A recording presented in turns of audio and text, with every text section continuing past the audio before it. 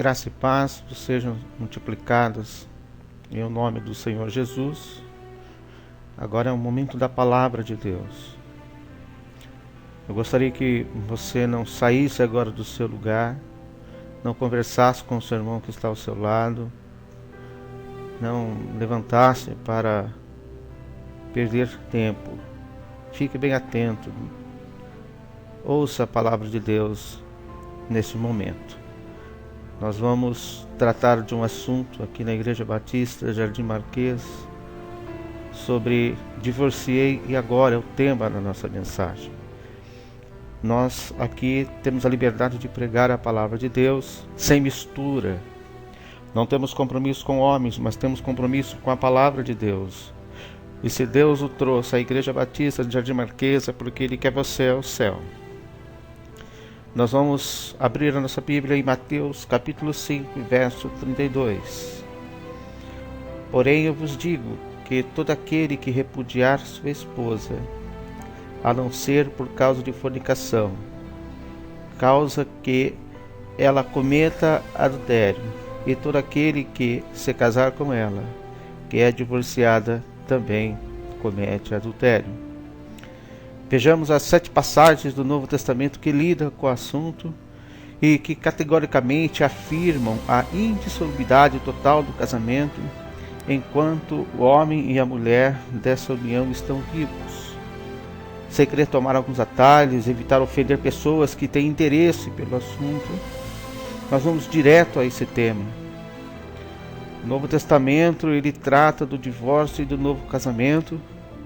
E quando alguém quer se evadir de conclusões concludentes e dogmáticas, geralmente se diz que determinado assunto é polêmico, ou seja, guerra, polemeu, do grego. Nosso apelo aqui é que o seguinte, nós vamos ficar em paz com a palavra de Deus sobre esse assunto. Não há guerra alguma aqui. Quando nós temos um espírito submisso à palavra de Deus, não tememos forçar situações particulares sobre a palavra de Deus. Mas nós vamos ficar com a palavra de Deus. E você que está aqui na nossa dispensação de graça, vivendo essa dispensação de graça com o Senhor Jesus, vamos apoiar a palavra de Deus. Muitos casais hoje se divorciando, até mesmo no meio cristão, e estão tentando justificar meios para que então possam se reunir em um novo casamento, e isso a Bíblia repudia, isso a Bíblia condena. É a palavra do Senhor, não é a nossa. Nós temos aqui que o Senhor Jesus Cristo está afirmando a indissolubilidade total do casamento enquanto o marido e a esposa estão vivos. A palavra de Deus não trata de ex-maridos, não trata de ex-esposas. Tu não vai encontrar pela Sagrada Escritura ex-marido, ex-esposa. Note que somente no Evangelho de Mateus, no capítulo 5, do verso 32, e Mateus, no capítulo 19, no verso 12, estão inseridas a ressalva, a não ser por causa de fornicação. Note que aqui a correta palavra usada, inclusive por João Ferreira de Almeida, em 1693, pois vem do grego porneia, porque isso se aplica à situação peculiar dos judeus.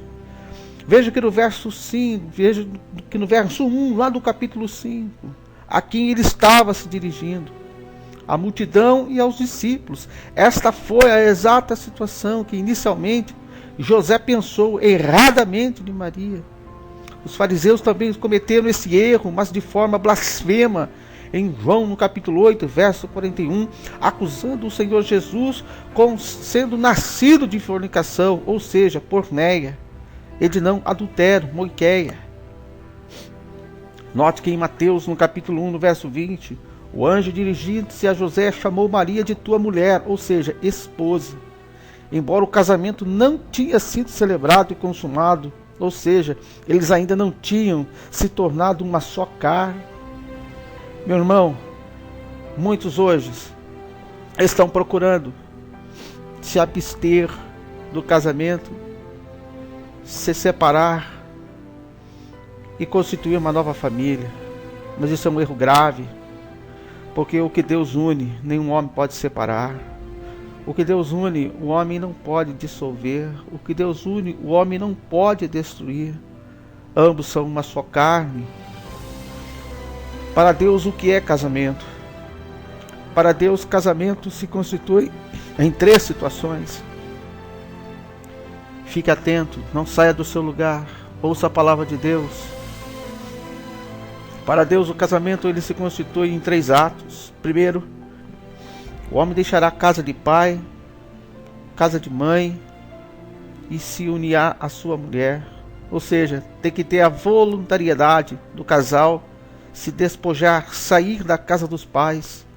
Segundo, estar em comunhão, acordo. E terceiro, acontecer o ato sexual. Há muitos jovens na casa do Senhor que hoje não querem mais assumir o casamento civil, o casamento jurídico. Mas eu quero te dizer uma coisa, jovem. Quero te dizer alguma coisa, irmão. Não é o fato de você ter um papel assinado que vai dizer que você não está casado com essa mulher ou casado com esse homem. Só o fato de vocês morarem juntos, estarem morando juntos, para Deus já é casado. Para o Senhor já está casado. Porque você já apresentou este homem ou esta mulher para a sociedade como sendo a sua carne, como sendo a que te completa ou o que te completa. Então não me venha com essa história aqui na casa do Senhor, dizendo que morou junto e não casou no papel e que agora vai se separar e vai casar-se com uma pessoa ao qual Deus preparou para você, porque isso é conversa fiada, isso é mentira do diabo. Você já está casado sim, quando você passa a morar junto com aquela pessoa. Então não me venha colocar diante dos homens uma situação para encobrir o seu pecado, porque você estava então vivendo em fornicação. Mas não, mas para Deus você já casou, para Deus você já está unido a esta mulher. Então, como homem de Deus, como mulher de Deus, tome vergonha na cara e assuma a sua responsabilidade. José vai pensar então que ele estava fazendo algo errado. Note que em Mateus, no capítulo 1, verso 20, o anjo, dirigindo-se a José, chamou Maria de tua mulher, ou seja, esposa. Embora o casamento não tinha sido celebrado e consumado, eles não estavam morando juntos. Eles não tinham se tornado uma só carne, mas eram marido e mulher. Nesse caso, Jesus está dizendo que o casamento poderia ser cancelado caso houvesse fornicação, situação na qual a pessoa está a um passo do inferno. 1 Coríntios capítulo 6, 10, Judas capítulo 1, verso 7, Apocalipse capítulo 21, verso 8. Note que a palavra não é o verbo comete adultério, que ocorre 2 vezes no verso, mas propositalmente não é usada pelo Senhor Jesus para exceção. Por quê? Porque então teria o mestre se esquecido, teria ele perdido essa oportunidade de ser claro, usando o triste fato do adultério para a desculpa do divórcio? Não, meu querido. A palavra adultério não foi usada porque a exceção não se aplica aos que se tornaram uma só carne, mas os que estavam em contrato de casamento, ou seja, ao que estavam a um passo de se casar, ou seja, eles estavam noivos. Eles estavam noivos, como está escrito lá em Êxodo, no capítulo 22, verso 16, Levítico, capítulo 19, verso 20, Deuteronômio, no capítulo 22, verso 23, e Deuteronômio, no capítulo 28, verso 30. Note que no mesmo evangelho de Mateus, no capítulo 1, verso 18, Maria era desposada. Maria estava desposada, no grego ministeu, com José, e não casada, Gameu. É para esse caso especial, e apenas nesse caso dos judeus que Jesus está se referindo, porque o casamento não tinha se consumado. Nesse caso, o pecado é fornicação, que quebraria o pacto de esposamento e não de casamento. Isso é muito simples. E eu quero te dizer por que as pessoas hoje elas chegam a um ponto de querer distorcer, de querer complicar as Sagradas Escrituras. Você aqui nessa noite está recebendo a instrução da Sagrada Escritura. Note que Jesus começa a sua argumentação com a conjunção adversativa, porém. Isso nos diz que há um contraste em que os judeus queriam ouvir o que Jesus estava ensinando. Se Jesus, meu irmão, estivesse defendendo o divórcio após o casamento, não haveria ali uma necessidade de conjunção adversativa. Porém, note que a mulher, parte chamada inocente, está divorciada, mas Jesus não reconhece nenhum divórcio, qualificando essa outra união de adultério. Note a reação desesperada dos discípulos em Mateus, no capítulo 19, verso 9. Do versículo 9 ao verso 10, eu vos digo, porém, que qualquer que repudiar sua mulher, exceto em caso de fornicação, e casar com outra, comete adultério. E o que casar com a repudiada também comete adultério. Disseram-lhe seus discípulos, se assim é a condição do homem relativamente à mulher, então não convém casar. Não convém. Então não queremos casar. Note que esse homem que casa com outra mulher, qualquer que seja a situação dela, é outro casamento. Então a palavra de Deus não nos afirma dizendo que existe ex-marido, não existe ex-mulher. Esse é um ensinamento totalmente errôneo. O casamento é um só. É um outro casamento. Mas não vale nada diante de Deus. Você está me entendendo? Essa nova união é considerada adultério porque, obviamente, o verdadeiro casamento continua em vigor, porque o que Deus uniu, o homem não separa. A reação desesperada dos discípulos e a réplica do Senhor Jesus Cristo são uma das mais fortes evidências que o Senhor foi muito bem entendido quando negou totalmente a possibilidade de divórcio e de novo casamento. Ou seja, os discípulos eles ficaram desesperados e se surpreenderam com esse altíssimo padrão de casamento.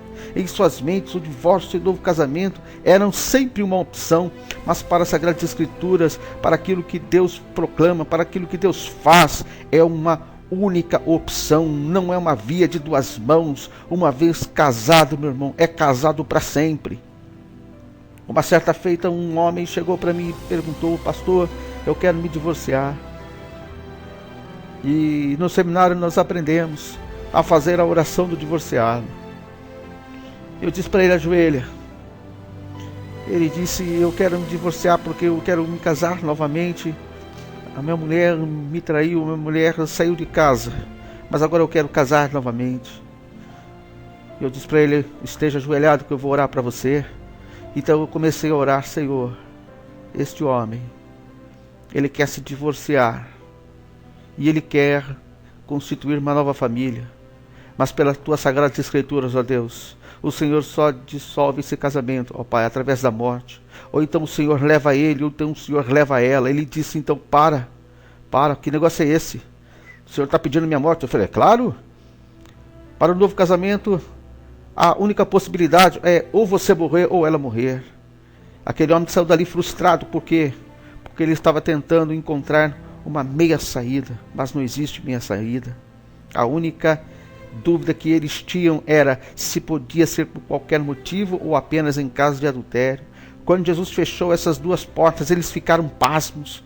Para expressar a frustração, eles partiram então para a apelação. De acordo com eles, seria melhor nem casar. Talvez eles estivessem dizendo que Jesus era muito radical, inviabilizando o casamento com essa descabida.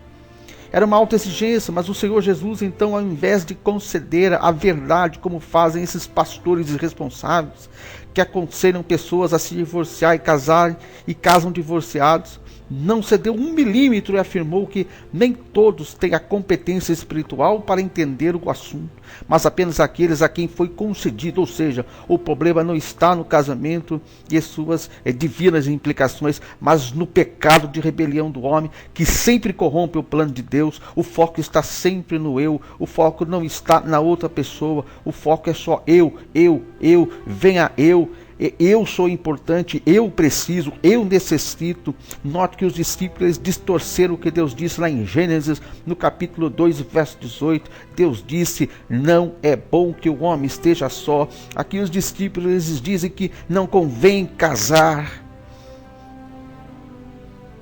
Creio que eles estavam usados pelo diabo, exatamente como Pedro lá em Mateus, no capítulo 16, verso 23, para distorcer a palavra de Deus e desmoralizar o ensino de Jesus. Mas o Senhor, como autor do casamento, ele rejeita categoricamente a arrogância humana e reafirma a santidade da instituição divina. Note aqui outra ressalva. Essa mulher abandonada pelo marido que se envolveu em outro casamento, adulta, é teoricamente a parte inocente, como muitos querem. Mas todavia o Senhor Jesus nos diz que ela não tem o direito de casar novamente. Se ela assim o fizer, será adúltera também, porque esse outro homem que se casa com ela comete adultério. Ninguém comete adultério sozinho. E o que casar com a repudiada também está na mesma situação. Marcos, no capítulo 10, no verso 11 e 12. E ele lhe disse: todo aquele que repudiar a sua mulher e se casa com outra, adultera com ela. Jovem, para onde é que você está caminhando? Homem, para onde é que você está caminhando? Não saia do seu lugar, irmão. Fique atento, ouça a palavra de Deus. É difícil ouvir um glória a Deus, é difícil ouvir um aleluia, não é? Mas todo aquele que repudiar a sua mulher e se casa com outra, adultera com ela. E se uma mulher repudiar o marido dela e se casa com outro, ela comete adultério.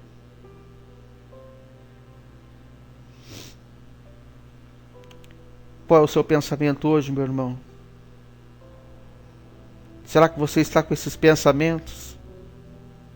Será que você está pensando em hoje em deixar a sua esposa, deixar o seu esposo e se aventurar em um novo casamento? Fique à vontade e assine a sua carta para o inferno. Porque aqui tem palavra de Deus, aqui tem ensinamento divino do Senhor. Aqui você só vai errar se você quiser. Aqui você só vai errar se você não estiver dando ouvido às Sagradas Escrituras.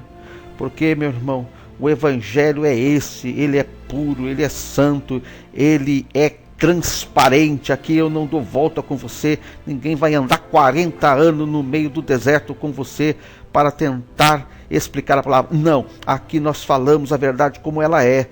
Doa quem doer. Lucas no capítulo 1, verso 3, notemos aqui uma total ausência de exceção. Por quê? Porque o Evangelho de Lucas foi escrito a Teófilo. Ele era um grego. Ele não era um judeu, ele era um grego, ele era um gentio. A proibição absoluta do divórcio e novo casamento é cristalina. Note que o verbo casa está no aorista, ou seja, ocorre uma ação no tempo que provoca ou causa uma outra ação, comete adultério. Que está no presente indicativo, uma ação no tempo, casamento com outra pessoa, provoca uma situação contínua no presente. Enquanto essa união permanecer, a condição de adultério permanece. No grego, o presente indicativo significa uma situação, meu irmão, continuada, ou o estado de uma ação incompleta. O presente indicativo, portanto, é uma ação ocorrendo no presente, podendo ser tanto contínua. A proibição do divórcio e do novo casamento é mais do que óbvia em todos esses 7 versos sendo examinados. Em Lucas no capítulo 16, no verso 18, todo aquele que repudia sua esposa e casa com outra comete adultério. E todo aquele que casa com ela é repudiado pelo marido, comete também o mesmo adultério. Comete adultério, meu irmão.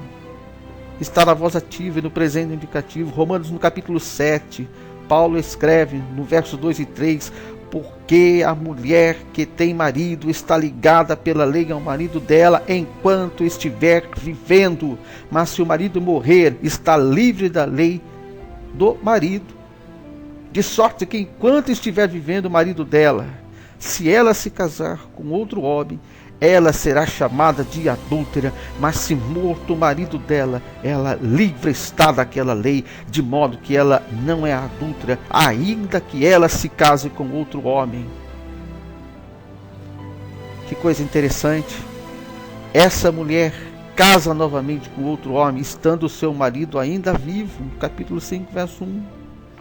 Essa mulher que casa novamente, não interessa o motivo, nem a legitimidade atribuída pelos homens, com outro homem, não se livrou do fato que o seu legítimo marido é sempre o primeiro, não é nem o segundo, nem o terceiro, nem o quarto, é o primeiro. Não existe ex-marido na Bíblia, não existe ex-esposa na Bíblia. Isso foi inventado por pecadores para racionalizar o pecado de adultério. Somente esse argumento de que o legítimo marido ainda é chamado de marido.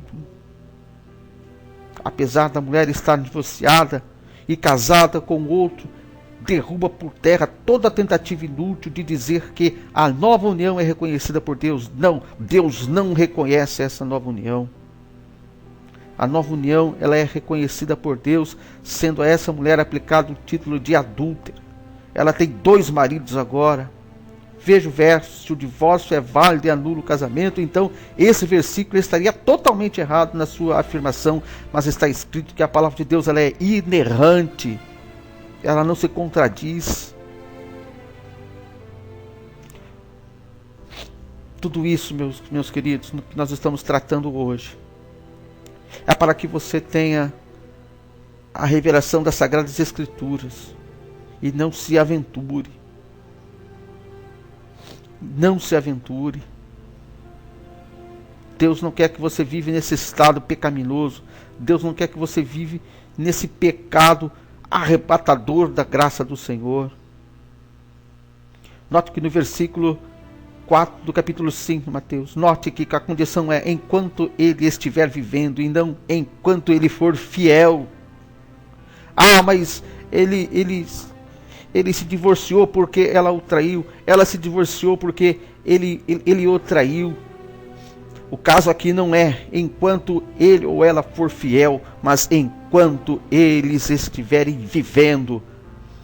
Até quando eles se divorciarem, como querem os defensores do divórcio por causa da infidelidade. Infidelidade não quebra a união do casamento. Abandono não quebra a união do casamento. Divórcio não quebra a união do casamento. Infidelidade, abandono e divórcio trazem maldição e profanação para o casamento, mas não quebra a união do casamento. Os 2 cônjuges continuam uma só carne, até que a morte os separe. É impressionante a fala dobra de pessoas inconstantes, como está em Provérbios no capítulo 17, verso 20, e Tiago no capítulo 1, verso 8. Muita gente fala uma coisa, mas no fundo de suas mentes pensam de outra maneira. Na hora de aplicar, não agem de acordo com o que falam nos votos. O nome disso é hipocrisia. Deus não quer você um hipócrita, porque os hipócritas não herdarão o reino dos céus. Não há uma solia do Novo Testamento, meu irmão, que dê base para a quebra do pacto do casamento, que não seja a morte. A condição única para o novo casamento é somente se o marido e a esposa morrer, e ponto final. Isso é cristalino. Que complicação há nisso? Que complicação há nisso, Igreja do Senhor?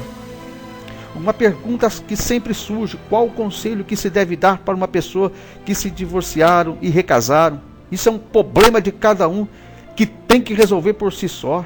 Eu não creio que nenhum pastor deva se meter nessa questão, pois as pessoas que se meteram nessa confusão de novo casamento é que são responsáveis pelos seus atos e devem elas mesmas resolver esse problema. Os princípios bíblicos são esses aqui expostos, mas as pessoas as que devem elas próprias decidir. Isso parece duro, mas é o fato de que depois que as pessoas estragaram as suas vidas, existe essa vontade de criar a válvula de escape que os outros que devem resolver e decidir por elas. Não, se elas entraram nesse problema, elas devem sair do mesmo modo.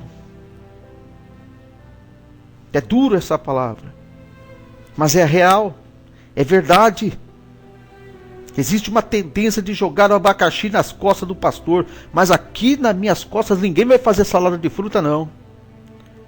Aqui ninguém vai fazer salada de fruta, não. Ninguém vai fazer salada de fruta nas costas do pastor Levir. Ninguém vai fazer salada de frutas na costa do ministério. Resolva você, meu irmão. Os princípios bíblicos são esses.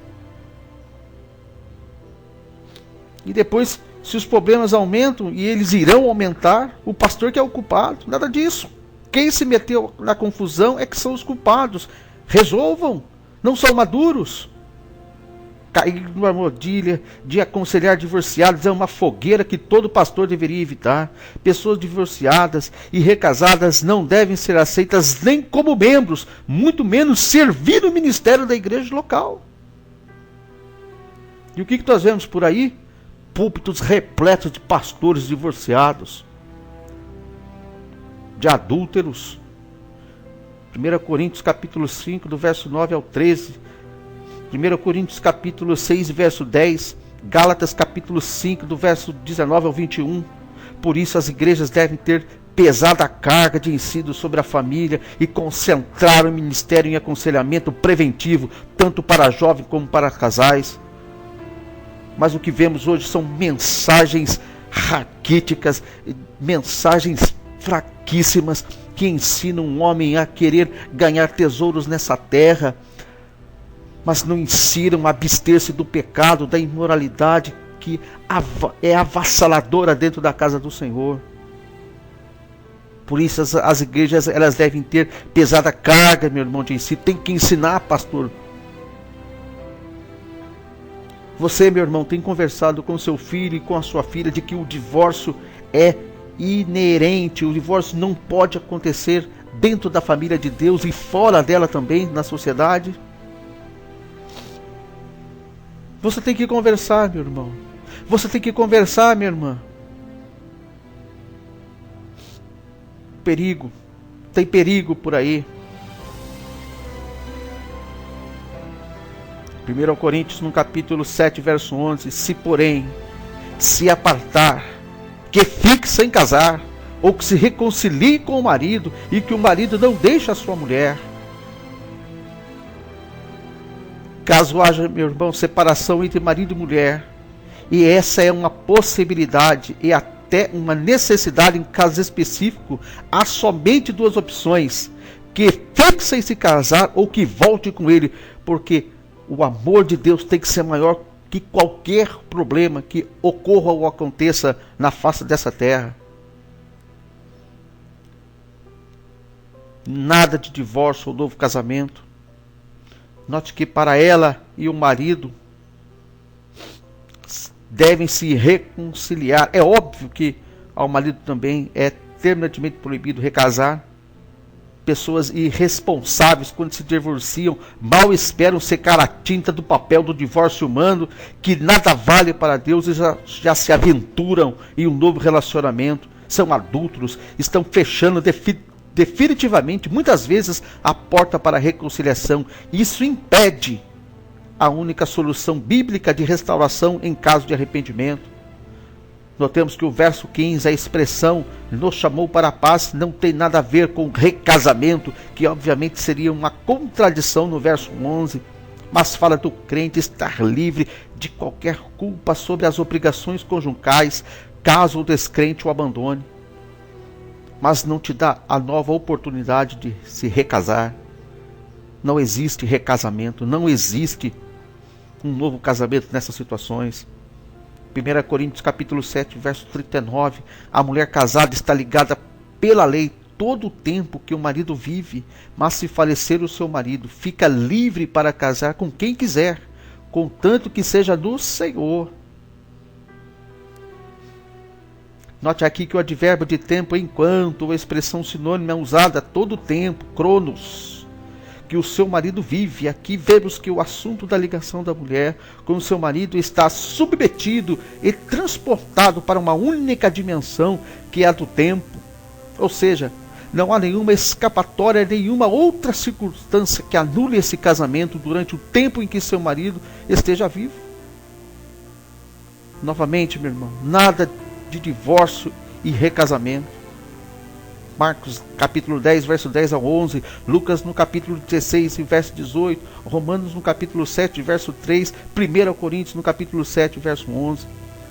O divórcio como novo casamento, aliás, está diretamente chamado de mentira. O que esse verso diz? Pois diz que a mulher fica livre para casar com quem quiser durante o tempo que o marido vive. Note novamente que o artigo definido "o" no texto grego, indicando que aquele que é o único verdadeiro marido. A Bíblia declara que o casamento é indissolúvel até a morte um dos cônjuges. O divórcio, meu querido, e o recasamento de qualquer mulher com outro homem enquanto seu marido esteja vivo, ou o casamento de qualquer homem com outra mulher enquanto sua esposa esteja viva, é ao mesmo tempo uma blasfêmia contra Deus e uma situação de adultério continuado, cometido por ambas as pessoas da nova união. Por quê? Porque quem recasa está declarando para todo mundo que mentiu diante de Deus no seu primeiro casamento até que a morte nos separe. 2. Porque quem se divorcia e recasa está totalmente desmoralizado para com a próxima geração, destruindo a esperança de exemplo de santidade para com aqueles que nos seguem em meio a uma sociedade corrompida e destruída. 3. Porque quem recasa destruiu irremediavelmente a figura indissolúvel do relacionamento entre Cristo e a igreja, comparados com o marido e com a esposa, respectivamente, em Efésios, no capítulo 5, do verso 24 ao 25. 4. Porque a outra parte, mesmo que seja solteira, ou seja, total insanidade, desperdício da própria vida de quem assim o faz, também comete adultério. Nesse caso, essa pessoa solteira que se casa com um divorciado fica sujeita a uma situação de estrago terrível. Se continuar no relacionamento, está em adultério. Se partir para outro relacionamento, é adultério também, pois estaria no segundo casamento. Por isso que eu digo, jovem, se você está morando junto com uma moça, se você é moça, está morando junto com esse rapaz, fique agora com ele, mesmo que você não esteja registrado na lei civil, você já está casado com ele ou você já está casado com ela, diante de Deus e diante dos homens. A pessoa solteira que casa com um divorciado, meu irmão, ou uma divorciada, se submete à dívida do casamento anterior, mas não está sob as bênçãos dele. A única solução agora é ficar solteiro. Problema seu, que é solteira e que é solteiro e foi se meter com um divorciado. Está no mesmo erro agora também. Jogou a vida fora. Até que morra o ilícito cônjuge. Você está no erro. João capítulo 4, verso 18. Pastor divorciado, proibido. 1 Timóteo capítulo 3, verso 1 e 2. Na associação, no concílio pastoral, uma das primeiras coisas que é perguntado é se o marido, se é um excelente marido e está de comum acordo com a esposa e se está bem casado. Ele é um exemplo para ser seguido por todos os membros da igreja. 1 Timóteo capítulo 4, verso 12, Tito capítulo 2, verso 7. Então, pastor, se você é divorciado e está administrando igreja, toma vergonha. Desce do púlpito porque você está errado. Porque quem recasa está desonrando a figura bíblica da relação entre a lei e a morte. Romanos capítulo 7. A lei exige a morte. A única coisa que quebra a maldição da lei sobre o pecador é a morte. O crente morreu com Cristo. Romanos capítulo 7, verso 4. Por isso é que estamos livres da lei. Da mesma maneira, a lei do casamento exige a morte para ser cancelada. O divorciado que recasa está blasfemando contra a palavra de Deus, dizendo que o divórcio, não a morte, anula a lei. Isso destrói totalmente a figura que Deus estabeleceu da sua palavra para que entendamos o significado da morte de Cristo. Isso é um assunto muito sério, meu querido. Isso é um assunto muito sério, meu irmão. E eu quero que você esteja atento, anote isso na sua Bíblia, na noite de hoje. Isso de insistir no atalho do divórcio é apenas uma maneira sutil de chamar de Deus de mentiroso. Não existe atalho algum para anular a relação entre a lei e o pecador. Só a morte quebra essa relação. Só a morte quebra a relação entre marido e mulher. Recasamento seguido de divórcio é um adultério em continuidade.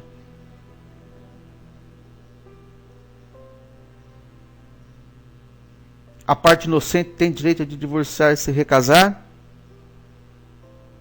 E resposta: errado. Primeiro, não há parte inocente no divórcio. Os dois pecaram. Os dois estão em pecado.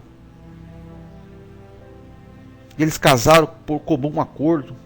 Segundo, ninguém tem direito. Casamento é um privilégio, não direito. Certas pessoas não recebem esse dom por vários motivos. Muitas casam tarde e outras pessoas ficam viúvas sem nunca mais casarem novamente, embora essa seja a única permissão na Bíblia para recasamento. Certos casamentos não foram feitos no céu. Nesse caso, o divórcio é válido. Resposta: errado. Nenhum casamento é feito no céu, todos são feitos na terra. Deus sela essa união, quer seja dentro da sua perfeita vontade ou não, quer seja feito entre crentes ou descrentes ou misto. Isso é pecado. 2 Coríntios capítulo 6, verso 14. Mas está feito. Todos aqueles que argumentam isso nunca foram ao céu para ver se certo casamento foi feito no céu. Na verdade, essa é uma desculpa que todos que querem recasar irão dar como um tolo escape, já que ninguém pode contestar a validade desse argumento. Todo casamento pode ser cancelado em caso de adultério? Resposta: errado. Não há só uma linha no Novo Testamento que prove essa afirmação. A Bíblia deve ser interpretada sob um ensino dispensacionalista. O Velho Testamento, meu querido, ele está em outra dispensação. Não há ensino transdispensacionalista. No Velho Testamento o ensino era outro. Como Jesus mesmo disse: eu, porém, vos digo. Nesse ensino, Jesus fechou totalmente a porta para o divórcio e o novo casamento, chamando de adultério. Certos casamentos têm que ser desfeitos por causa de abandono? Resposta: errado. Se houver abandono, que fique sem se casar. 1 Coríntios capítulo 7, verso 11. Isso é porque o casamento não é desfeito. Em 1 Coríntios, no capítulo 6, verso 1 e 6, há uma terminante proibição em ir aos tribunais e, por consequência, de se divorciar. Isso é um pecado. É melhor sofrer o dano do que desonrar a Jesus Cristo. É o que Paulo diz: em caso de abandono, fique sem se casar ou se reconcilie. Caso haja arrependimento, caso haja condições. Em Mateus, no capítulo 5, verso 32, temos a permissão para divórcio. Resposta: errado. A exceção não se refere a adultério, como o Senhor Jesus poderia mencionar claramente, se assim ele desejasse. Note que a palavra usada por Jesus é outra, é fornicação, ou seja, porneia. Isso se refere ao pecado de infidelidade durante o contrato de casamento, ou seja, no noivado, antes de consumar com o ato sexual. Em 5 das 7 passagens do Novo Testamento que tratam do assunto, não há exceção alguma. Em Marcos, no capítulo 10, versos 6 ao 11, não há exceção alguma. Todo aquele significa qualquer um, sem exceção alguma. Em Lucas, no capítulo 16, verso 18, não temos se, mas ou e. Se qualquer homem casa com uma divorciada, comete adultério. Em Romanos, capítulo 7, do verso 2 ao 3, temos um ensino claro e abrangente, sem exceção alguma. Somente a morte quebra essa ligação. 1 Coríntios capítulo 7, do verso 10 a 11, não temos nada de divórcio. Caso aconteça uma separação, restam apenas duas opções: permaneça solteiro pelo resto da vida ou que se reconcilie. A única coisa que quebra, eu volto a dizer, é a morte.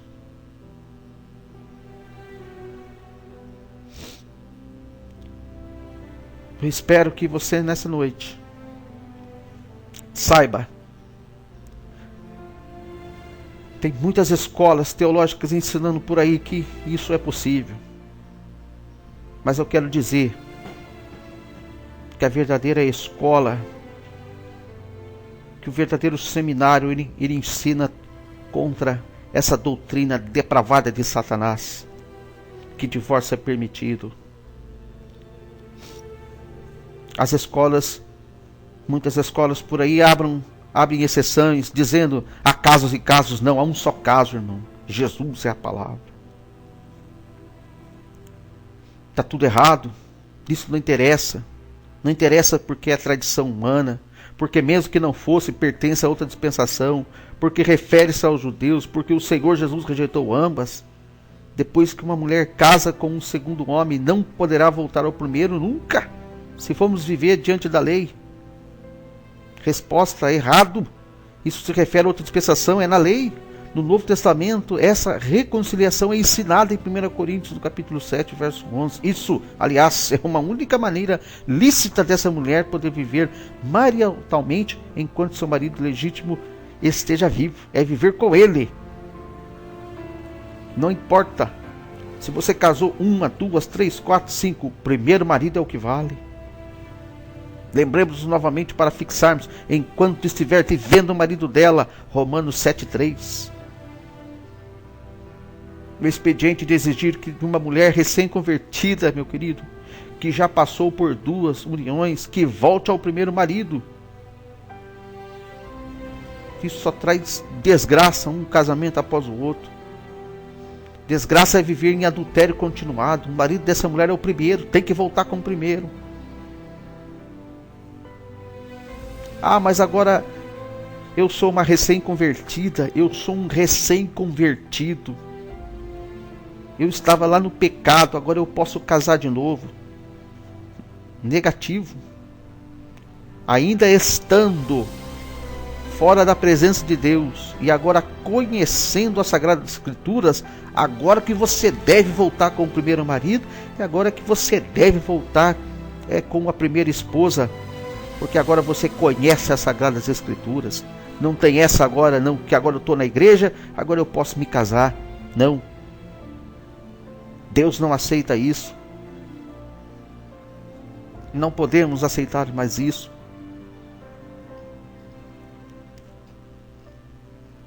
E você? Como é que está vivendo? Depois de uma mensagem dessa, você ainda pretende ir embora de casa? Você pretende ainda arrumar outra pessoa? Jesus está voltando, meu irmão. Jesus está voltando, minha irmã. Ele quer te levar para o céu. Um casal que já era divorciado e casado novamente, ao se converter e confessar seu pecado, pode ficar unido e ser aceito como membros, pois tudo para trás está perdoado e tudo se fez novo? 2 Coríntios 5,17. Errado. A lei conjugal não muda em nada quando uma pessoa se converte. Se essas 2 pessoas se converteram, elas têm a obrigação de parar de cometer adultério continuado. A doutrina de arrependimento, Menatel, diz que acontece uma mudança de mente, atitude de comportamento quando uma pessoa é verdadeiramente salva. A expressão tudo se fez novo não tem nada a ver e não pode ser distorcida de maneira alguma para justificar situações pecaminosas após conversão. Pelo contrário, tudo se fez novo nos ensina que a pessoa foi regenerada, é nova criatura e que houve uma mudança radical nos valores, crenças e atitudes. Suponhamos que um ladrão tem em seu poder uma conta bilionária, fruto de seu furto. Ao dizer que se converteu, ele se recusa a devolver o dinheiro apelado. O que aconteceu? Ele não está vivendo uma novidade de vida. E com adultério, meu irmão, não é diferente. Não é diferente. O perdão, ele lava os pecados passados, mas não dá licença para pecar no futuro. Portanto, um casamento adúltero tem que ser terminado. Pecado continua pecado, independente se foi antes ou depois da conversão. Outra pessoa que está nessa situação está errado também. Outra prova que o casamento não se dissolve com o divórcio. Note que Mateus, Marcos e Lucas referem-se a Herodias como a mulher de Filipe, mesmo quando ela estava casada com Herodes. Note que Filipe ainda estava vivo, pois segundo historiadores judeus, Filipe morreu 4 anos após a prisão de João Batista. Mateus capítulo 14, verso 3. A expressão também que muitos usam, nos chamou para a paz, em 1 Coríntios no capítulo 7, verso 15, dá permissão para o recasamento? Errado. Nada se fala nesse verso sobre recasamento. A paz ali mencionada refere-se ao estado de não estar mais sob as obrigações conjugais. Nota, obrigação conjugal é diferente de união conjugal. A união permanece até a morte. Nesse caso, após pedir perdão a Deus e aos homens, não se deve sentir culpa, pois houve tentativa de reconciliação sem sucesso, restando então a única outra alternativa, que é ficar sem casar, permanecer solteiro, até a morte do cônjuge. 1 Coríntios capítulo 7, do verso 11 ao 39. Em 1 Coríntios, no capítulo 7, do verso 27 ao 28, para os que estão livres, ou seja, divorciados, há permissão de se casar novamente. Se te casares, não peca? Resposta: errado. Não se fala nesse verso sobre recasamento de divorciados. É mais do que óbvio que a expressão livre aplicada ao casamento se refere aos viúvos. Veja o contexto, meu irmão, para não ter pretexto. Em Romanos, no capítulo 7, do capítulo 2 ao 3, em 1 Coríntios, no capítulo 7, ao verso 39, como a palavra livre é usada apenas quando morre o marido, que somente os viúvos e os solteiros é que são as únicas pessoas qualificadas para se casarem. A pessoa que casou novamente não pode mais se reconciliar com o primeiro cônjuge, pois vai ter que se divorciar do segundo cônjuge, ao que contraria 1 Coríntios capítulo 6, do verso 1 ao verso 8. Novamente, está errado. Esse segundo casamento nada vale diante de Deus, pois é considerado adultério. Se os homens o consideram erradamente de casamento, e um divórcio de acordo com as leis humanas é necessário para cancelá-lo, isso não viola 1 Coríntios capítulo 6, verso 1 ao 8, pois uma situação pecaminosa que nunca deveria ter recorrido em primeiro lugar está sendo corrigida e não criada. O verso: cada um fique na vocação que foi chamado, permite que o divorciado e casado novamente fique com o seu novo cônjuge quando se converte? Errado. Pela sadia hermenêutica, meu irmão, ou seja, a interpretação da Bíblia pela própria Bíblia, nós sabemos que um verso não claro tem que ser olhado e iluminado pelos outros claros que lidam e ensinam sobre o mesmo assunto. Não dá para colocar contexto. Portanto, vocação, 1 Coríntios no capítulo 7, verso 20, ou estado, 1 Coríntios capítulo 7, verso 24, não pode de maneira alguma se referir à situação de divórcio e recasamento, pois entraria em contradição com o verso anterior que está no capítulo 7, verso 11. Se nós lermos aqui, só menciona as duas opções para os casados se separarem: reconciliarão ou eles irão ficar sem casar.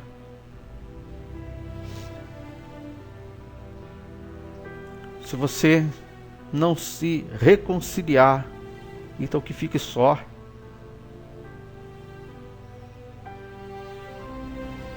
Eu gostaria que você agora, nesse momento,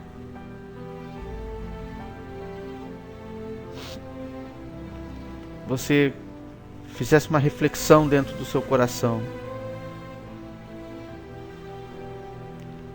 Não existe, meu irmão, divórcio na Bíblia. Não existe. Não existe. E se você está pensando em se separar e casar novamente, fique sabendo, as Sagradas Escrituras condenam. E esse corpo de membros que aqui está também não pode te aceitar como irmão. Porque se você não ouvir as Sagradas Escrituras, então você não ouviu e não entendeu nada do Evangelho. Feche seus olhos nesse momento e nós vamos orar. Pai de amor, nós pedimos ao Senhor que preserve as famílias da igreja do Jardim Batista, aqui no Jardim Marquês, na Igreja Batista no Jardim Marquês.